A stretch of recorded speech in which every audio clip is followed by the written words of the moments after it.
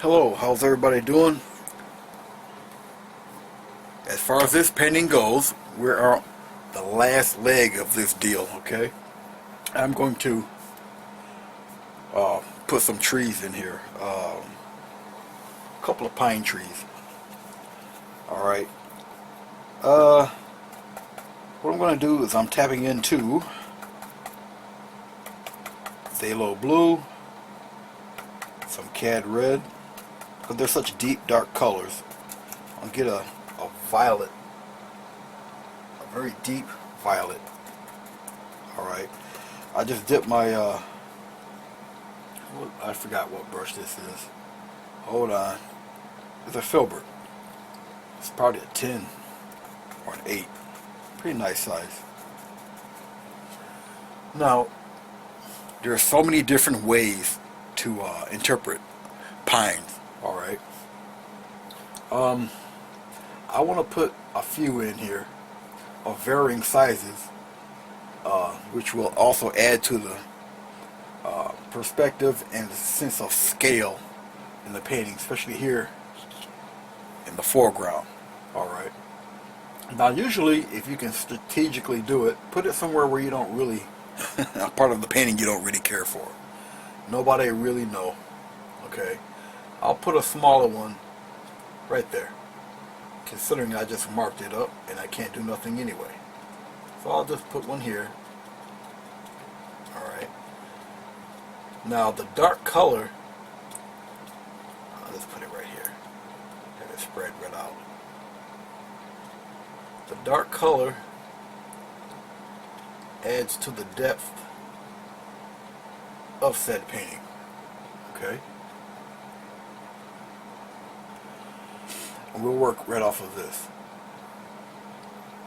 I'll put some little stragglers here on the side somewhere. A couple here.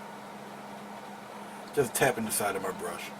Get some interesting patterns here on the edge. I can care less what's going on in the middle. It's going to be covered anyway, most of it. Alright, we have a smaller one here. Okay. Let's put another one further back. A little higher. Let's make it right about here. Now this is a little taller tree. It's a little closer to us. I'm going to vary the outside pattern a little more. Just right about here. Right about there. Alright. Don't have to exactly overlap each other.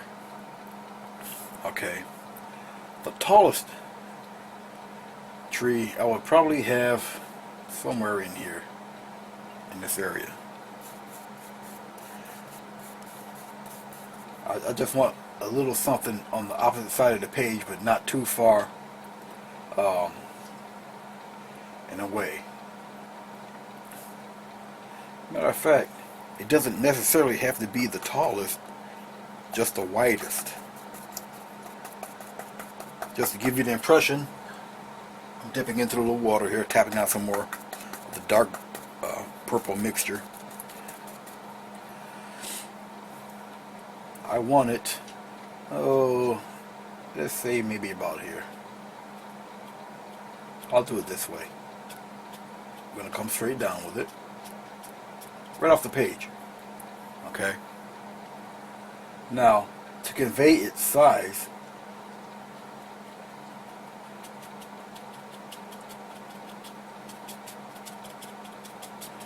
also it will have a tad more detail than the other two. Right now I just want it to be a little darkened,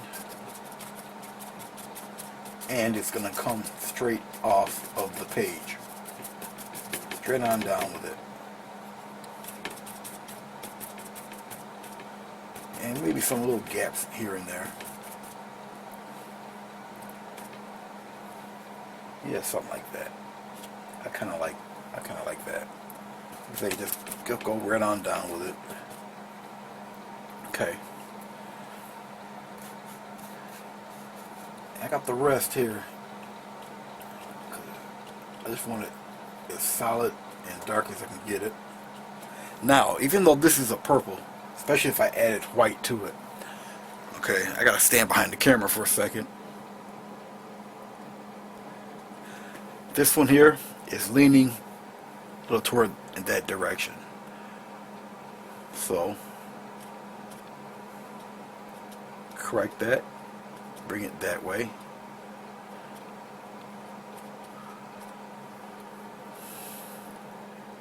Yeah, that's cool. Let me flare it out a little here. Okay, that evens that out. Because I'm drawing at a certain angle and I'm naturally going at a different slant. Alright, now, with these done, this is, once again, just like your foreground. This is just the base tone. Alright, I'm pretty much through with that, base tone wise. Okay. Well, what I am going to do, while I have a little bit of this dark color on here, I didn't totally get rid of the color on the brush.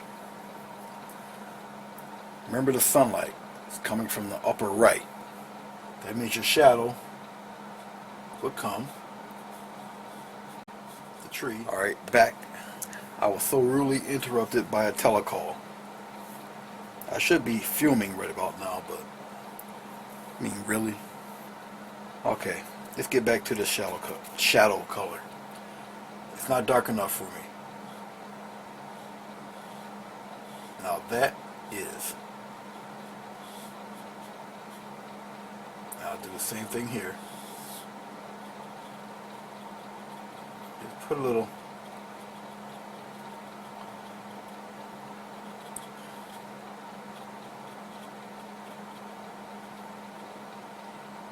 And all up under here. A little darker. Same thing here. Just a little bit of texture. Alright. Just like that. Okay, now I'll totally rinse off my brush.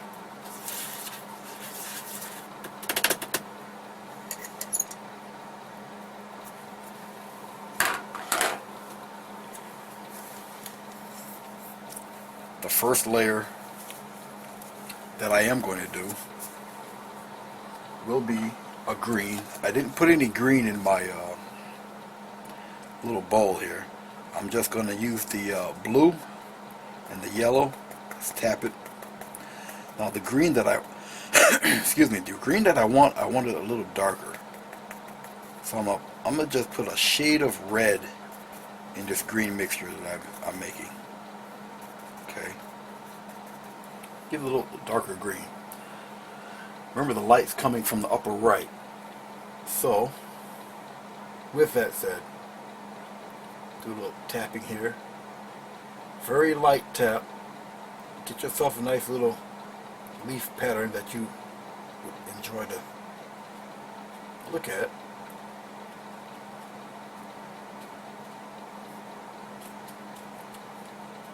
Now each brush will give you a certain shape. Okay. Now I'm not going to go totally on the opposite side with all the green. I'll save that for a darker shade. Alright. And I will do the same with this one here, but just a lighter touch. This one will not be as detailed. Still don't disappear all of your dark color.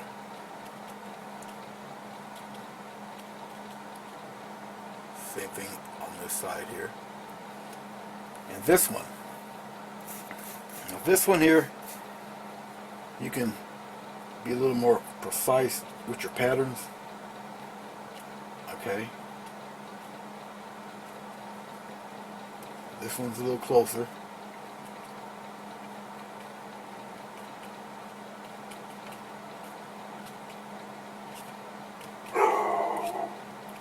Yes, you will hear a large dog barking in the background. He is a guard dog. He's just doing his job, and I really don't get on him about it. Besides, as long as nobody tries to get in that door, they're perfectly fine. So it's okay. Family members try to shut him up. He's a guard dog. He's not the family poodle. He's just doing his job. I accept it. So they should too. You just don't want to be around the day where he actually has to do something. Then you're eternally grateful for him. Then, all right. As you can see, the patterns are varied. You did not destroy all of your dark. All right. It's just a tapping motion. All right. As you can see, as it dries, because believe me, it, as you can see, dries very, very fast. I didn't put any medium on none of this. I didn't put no medium on the paint either. Just a little bit of water, just a tiny bit. All right. I got heavy body paint too. See, upside down. Okay.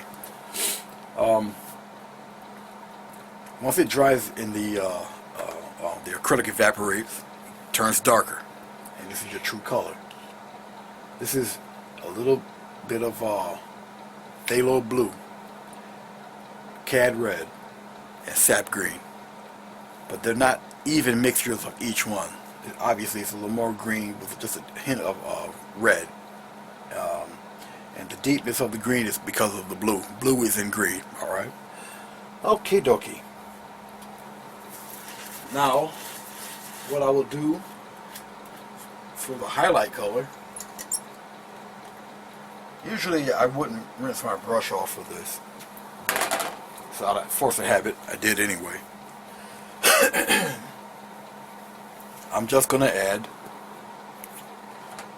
the yellow to the green mixture, what I have left of it. I'm going to just put the yellow into it. I will not highlight it with white. I will highlight it with yellow. It makes it a even lighter green. And I will go even lighter with the touch. Okay. Especially the tree that's a little bit further away. Just tap. Not much pressure. And the light color you want almost past the tree itself. A little more down below. Put some into the grass itself, some on the side, like that. It kind of covers it all up, gives it that roundness that you're looking for. Okay. Same thing here. Go past, a little past the tree itself. Some in here, some in there. Now you see that? That gives the illusion of roundness itself. I'll do it again with this one. Put some highlights maybe here, maybe around there, but highlight the outside edge. Adds to the round. I'll put one down here like that. And do it again. And then I'll put a few right in there. Maybe a few bits of grass going in a curvature direction, like so. That's it. Really all you need. A few here, a few there.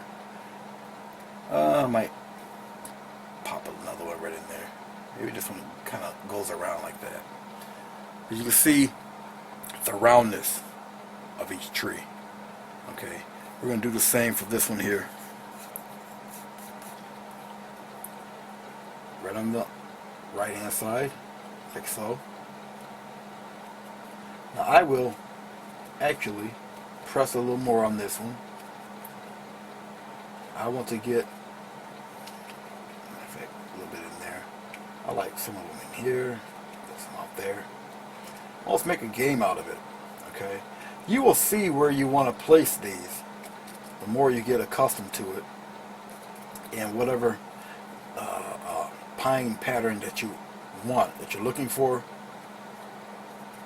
something like that. You know what?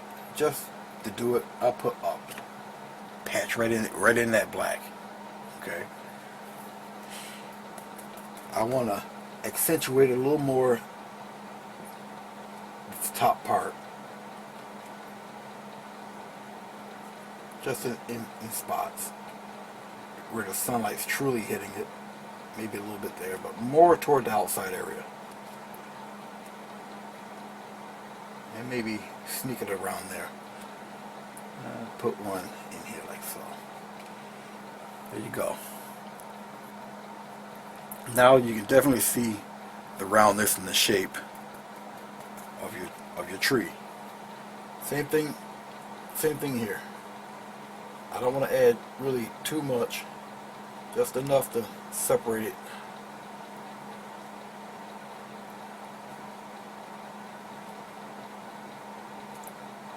And maybe around here, around that little grassy area up here.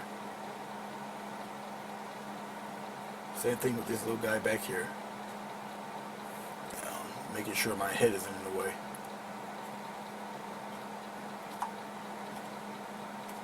Just like so. Okay. A little bit up there. Maybe even a couple of little strands sneaking around back there. Even for him out here. Just a few. And that's about it for your tree. Doesn't take much color, doesn't take much effort. Okay.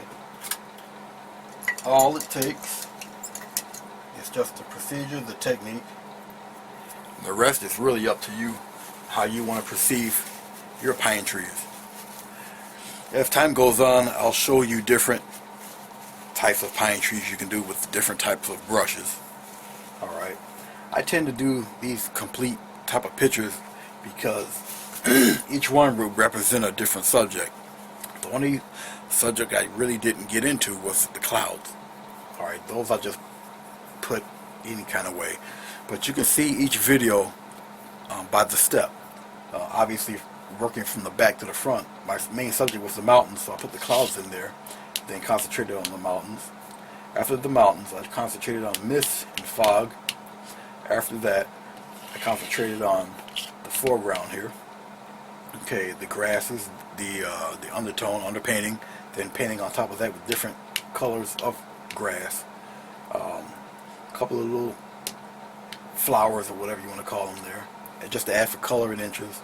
And then lastly, the pine trees, even though they seem to be in some type of weird symmetrical order, which is a no-no.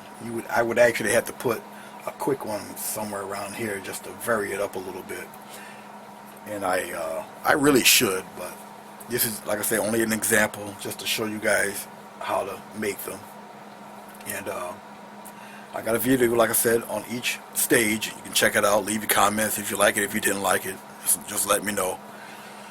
If you, for any reason, would like to attempt any one of these paintings, alright, you can post them on my Facebook page, and I'll have it written down right around here,